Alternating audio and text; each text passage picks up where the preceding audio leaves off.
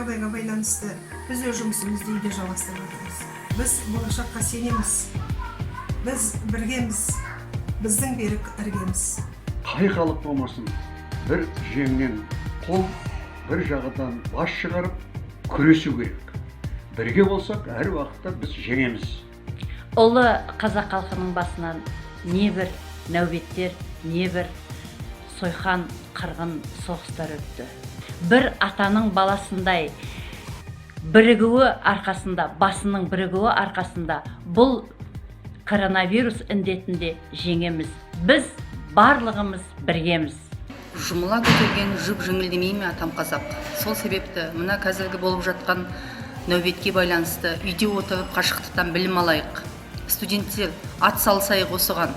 Білімді алуды жалғастыра берейік. Білім алу тоқтап қалмасын.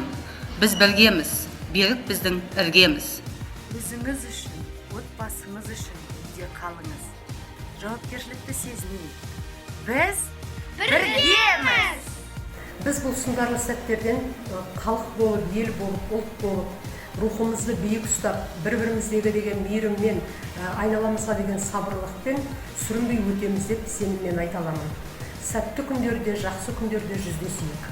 Құрметті Дулати университетінің ұжымы және студенттер, бұның барлығы уақытша нәрсе. Сондықтан амандықта қауышамыз деп ойлаймын. Бүкіл әлемді жайлаған індеттің алдын алуда үлесіңді қос, үйде бол, қашықтықтан болған біргеміз. Аты жаман ауру бізге де келіп жетті. Біз бұл ауруды ынтымақ бірлікте отырып, жұмысымызды жалғастыра отырып жеңеміз. Қашықтан оқытып студенттерге білім береміз, жақындарымызға қамқорлық жасаймыз. Бәріміз ынтымақ бірлікте өмір сүреміз.